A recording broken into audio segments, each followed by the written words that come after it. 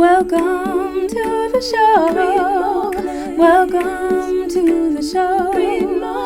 Welcome to the show. Welcome to the show. All right, everyone. So my name is Samuel Fitzwater-Butchart. I am the audio engineer and co-producer on this, the Read More Plays podcast. And today I'm going to be hosting a Q&A session for all of you to get to know us. That's really all it is. So Jennifer, you want to start us off with just a brief biography? Sure. I've always loved theater from a young age. I was a theater major as an undergrad. I went to both Bradford College and the British American Drama Academy in London, and I then started working as an actress professionally. I decided to start my own theater company when I was working in Philadelphia in the 90s, and I was the artistic director for 5 seasons. And I went as an actor, but then I decided I really loved directing, so I wanted to get my MFA in directing. So I went to grad school, I got my MFA in directing. I also have, I spent time studying in DC studying dance because I was doing a lot of choreographing of musicals, so I wanted to strengthen my dance skills. So I worked with the amazing company there, Joy of Motion. And I also wanted to work on plays in English as well as Spanish. So I have gone to Central America several times to work on becoming fluent in Spanish. I have worked for 10 years as a professor of theater, focusing mostly on directing and text analysis, but also teaching movement, theater history, musical theater. And I started another theater company a couple years ago called Open Door Theater in Montpelier, Vermont. Until I was about 23, 24. And I started going to the National Conservatory of Dramatic Arts here in Washington, D.C. I graduated from there in 1998. I pretty much worked all over town. I did a couple of touring shows all over the country. So I acted since I was, since 1998, basically. I went back to the conservatory and taught for a few years there. But yeah, like I said, I've acted all over DC. I've done a lot of children's theater, teaching Shakespeare with Folger Shakespeare Library, and a lot of children's productions at the Imagination Stage in Bethesda, which were some of the most fun productions that I worked on. You were also the president of the board of directors for many years. I was. I was on the board for about 5 years. I just started off as a member of the board, and then I became president. So the Actor Center is. So yeah, I was on the president of their board of directors for about 4 years, and that was super cool, super fun. I really I got to meet tons of great actors in DC, and do a bunch of workshops with them, and yeah, so that was very cool. Your friendship, how did you guys meet? The Hawaiian Shirt Club. Oh God, yeah. Yeah, we met,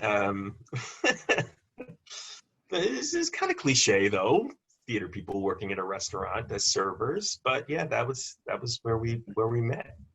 At Kramer Books in DuPont Circle. Kramer Books and Afterwards Cafe is a really cool restaurant in DC. There's a bookstore, and then the restaurant is in the back of the bookstore, and it's kind of like a diner, but it's like super delicious. So like super really delicious. good The food. desserts are amazing. Oh my God, now I want the fettuccine New Orleans like right now. Oh my gosh, thanks for reminding me of that. Oh, it was so good. I hope Everett listens to the show, Everett and Gary. Yeah, we both worked at this restaurant together. It was a really cool, trendy place, and they, I think the general manager went way out of his way to try and hire artists and intellects, Yeah. and, like people who could be engaging conversationalists as waiters. So like a lot of us, but then, okay, so we met in 2002. I stopped working there to go work at a cabaret place. And then I left DC and I went to grad school and I lived a bunch of places. But right after grad school, I moved back to Washington, DC. And I couldn't have been in town more than a couple weeks when Ricardo and I bumped into each other on the Randomly, yeah. completely randomly. And he said, "Hey, I'm the president of the board of directors at the Actor Center. You just graduated with your degree. You have your MFA in theater. We'd love to have you as a part of the board." So I joined the board, and then we started hanging out more. And I think we were really friendly at Kramer's. Like, I can remember stories. Like, my favorite story is actually my Oh no. my best friend Lisa was my roommate at the time. She and I would work different shifts because I was working at the dance studio in the night, so I was working mostly days. And so she came home and she told me how Ricardo had the theme song to the television show The Greatest American Hero stuck in his head. And so, like, all night whenever she'd see him, she'd start singing, "Believe it or not, I'm walking," and he'd be like, "Oh, I just got it out of my head." So she told me this, and we thought it was really funny. And the next day I worked all day, and Ricardo came in at the end of my shift, and I was like, "Hey, Ricardo." And he's like, "Yeah." And I was like, "Believe it or not." He's like, "Oh my God, I hate you both." It was evil. It was pure evil. It was so funny. So, like, I know we were friendly then, but I really feel like it was that time when I came back. It was after Kramer's, back yeah. from grad school, that we started hanging out a lot. Oh, the cat has joined the Zoom call. Hermione, hello. Yeah, we started hanging out a lot and getting to be really good friends. So then when I left DC, But then you went away again. But when I went away that time, I felt like our friendship was like solid enough that we, like, you know, what's happened in my life since I left DC. And yeah. And then we bumped into each other at Disney World. Oh, another random So thing. random. It's like the universe keeps pushing us together. Universe is like, come on. Why don't you guys do a podcast? I took Madeline to Disney World this January, and I was taking all these videos of us, like, we'd go on a ride and we'd do like this review, and I'm posting them on Facebook, and I got an email from Ricardo, or like a Facebook message saying, Yeah, "Wait, Facebook Messenger, yeah. Now?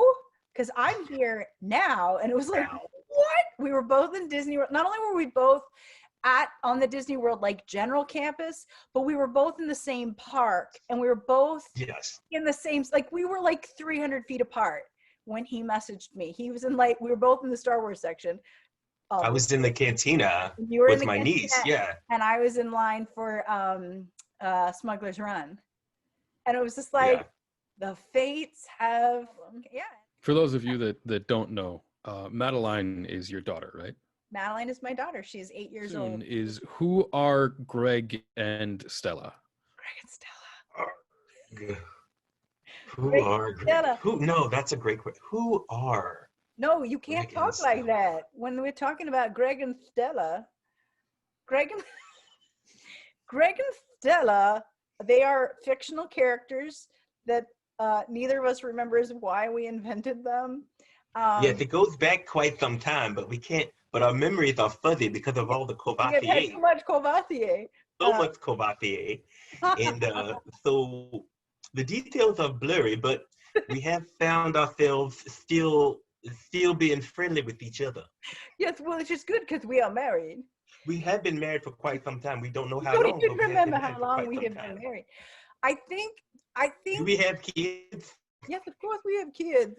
We conceived we have kids. after that afternoon in Georgetown with all the margaritas. All the margaritas. That takes me back. So I have no recollection of the margarita. I'm pretty sure I've always loved Tim Meadows' character, the ladies' man on Saturday Night Live. Yeah. And so sometimes I would just talk like his character, the ladies' man, and Ricardo can do it too.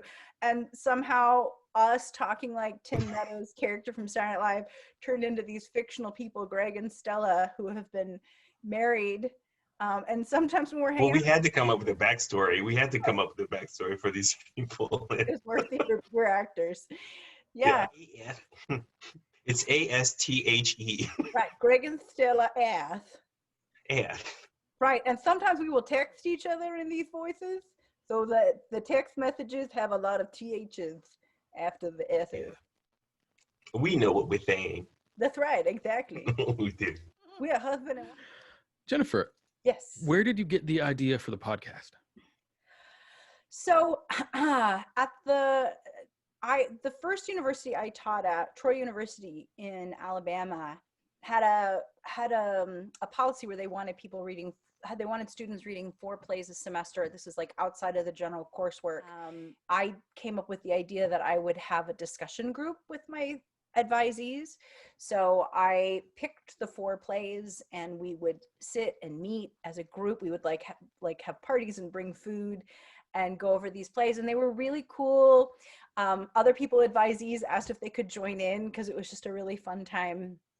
And I left that university. I went to work at a different university, and those students graduated, and somebody posted on Facebook a couple years ago saying, I miss those play discussions that JSAS used to do. My students take Jennifer Sassman and call me JSAS. Like who misses those play reading discussions? And all these people are like, oh, I miss them so much. I wish I could do that right now. And I said, I could probably still lead a discussion group, like do a Google chat, or like, I didn't even know about Zoom at the time. And everybody got really excited, and we picked a play, and we picked a date. And then the job that I had at this other university was just so time consuming that I wound up not being available when I said I would. And then we never really rescheduled it, but it always kind of stuck in the back of my head. And I've been listening this spring to a lot of podcasts. Time is different ever since we went into quarantine. And I just was thinking about how much I'd like to do a podcast, particularly with Ricardo, because I always laugh so much when Ricardo and I are talking. I'm happy when I'm around Ricardo. And I just remembered how we had this idea to do a play discussion group. And it was a lot of different ideas came into my head at once, or it was kind of like, what if instead of leading a group chat, which can be unwieldy, if you've got 47 participants, what if Ricardo and I had a discussion about the plays, and then that became the podcast. That's where the idea came from. What are your hopes for this podcast going forward? I would love to have a community that we're a part of. I'd like to be able to, Ricardo and I have talked about having online classes, and maybe doing some theater excursions where we bring groups of people to see plays and lead play discussions. I feel like in my career as an actor, I never made myself read enough plays. So this is one way for me to do it. And just, share it with as many people as possible. We've hit the lightning round. So the lightning round is going to exist much like lightning for a flash, and then it's gone. Okay. Yeah. So I'm looking for the shortest answer that you can give me to these questions, and we're going to go Jennifer, Ricardo after the question. All right? Okay. You guys need to practice one? Yeah. Sure. Do you have a practice one? Awesome. We can do a practice one. All right. Remember, Jennifer, Ricardo. Got it. Okay. The question is, what is your name? Jennifer. Ricardo. Wonderful. Stella. Greg. Glad you know it would be a trick question. I just have more than one answer. I have to give all the answers. It's the only way to be truthful. Dream location to meet to record the show? Bali. Australia. Ooh. It's all right. Play you're most excited about this season? What plays are we doing? I'm really excited about the first play, actually, The Wolves by Sarah DeLapp, because I've heard a lot of good things about it, but I have not read it yet. I would say this is so hard because there's so many, but I'm really looking forward to having a discussion about Two Trains Running. I'm so excited to talk about that, especially if you can get What was the first play you ever worked on? I was in Once Upon a Clothesline at the Harrisburg Community Playhouse when I was 5 years old. I think it was 5 or 6. And I was the first grasshopper. Yeah. And I loved it. I was just like, this is awesome. I want to do this all the time. Is it just one word, Sam? Is it just one word? I said shortest I as thought this possible, was but lightning. That was the it seems shortest like answer possible. Did not there is have it. definitely some artistic liberty going on here, which once again, because of the nature of the podcast, I'll allow. Okay. So the Wizard of Oz was my first in the 7th grade, and I played the wizard, and I had a megaphone, and my voice was still like 3-4 octaves higher than it was now. So I'm in my megaphone, like, I am the great and powerful Oz. You will fear me. So yeah, that was the first show that I did. That's when I got the taste for the acting. So you peek behind. The next question I have here is, what was your favorite show that you have worked on? All of them. I really liked Proof that we worked on for the theater company in Vermont. That was a really good time. I really liked Our Urinetown. I really liked The Last Days of Judas Iscariot. And actually, the show I was directing right before we went into quarantine, we were doing Complete Works of William Shakespeare Abridged. And I had the loveliest cast. I actually directed that 10 years ago and had the loveliest cast. And it was a completely different production. But both times, like, there's nothing better to me than spending 4 hours with people laughing and rehearsing a show. So those were all great. I feel like most of the plays that I direct, almost everything that I direct, I wind up really falling in love with the production and the people. I can think of a handful of shows that wasn't true for, but I've directed like 70 plays in my career, and almost all of them I fell in love with the whole process. Most favorites. The last big full production that I did was at Arena Stage, a production of The Price, and that was really really cool. I got to work with Barney Miller from the Barney Miller TV show, Hal Linden. So that was very very cool. Yeah, it's really hard to choose though. Go ahead, Sam. What were you gonna say? I was just gonna say, I doubt Sam knows who the Barney Miller show guy was. No, Like, that was old when we were kids. it was, but I would watch it in reruns. That's the kind of TV that I would watch. Isn't that, whatever that means? It's like nobody else knew who he was, and you're like, Mr. Linden, I'm such I a know. I was like, this is awesome. For the record, I know of the television show Barney Miller. I do not know. I don't know that I ever seen watched any. an I episode have of it, not but watched any. Yeah. I do remember that it was a thing. Yeah, it was so cool. I was actually running lines with him at one point. His ringtone was the Barney Miller theme. And I was like, oh, that's so cool. Do you have any animals? Yes, I have one that just popped up. I have Hermione the cat. And I'm a little jelly. I have 7 chickens. I have 0 animals, unfortunately, but I love cats. And All right. Do either of you have any irrational fears? I cannot explain why. I just I'm so freaked out by moray eels. I'm afraid of enclosed spaces. So I mean, you know this, I'm also a real estate agent in the state of Maryland. So if you're looking to buy, sell, or invest, give me a call. But I've been looking at a lot of places where the ceilings are really, really low, and I'm 6'2", so yeah, Ricardo's tall. I'm the perfect height for a man, I've been told. You are. 6'2". It's the perfect height for a man. So I've been going to a lot of really low, and this is kind of what made me realize I don't like enclosed spaces. But I went to a place today, and I was actually really, really filled with anxiety just having to go in there. And once I realized, oh God, this is another place with a really low ceiling. So low ceilings, and I think that's an irrational fear because I can squat pretty good. So the last question that I have for you guys is a really important one here. Why should people support us on Patreon?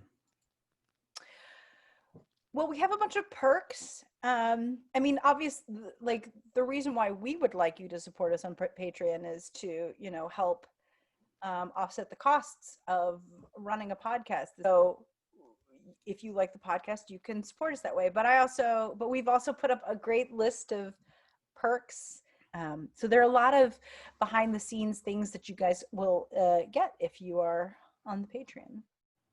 And we'd Yeah. love for you to join us here. If you guys like the podcast, you like what we're doing, you can like us on Facebook, you can follow us on Twitter, you can follow us on Instagram. We have a YouTube as well that we're going to be posting to. And I'm sure that any social media that didn't hit, you'll be able to find us on there.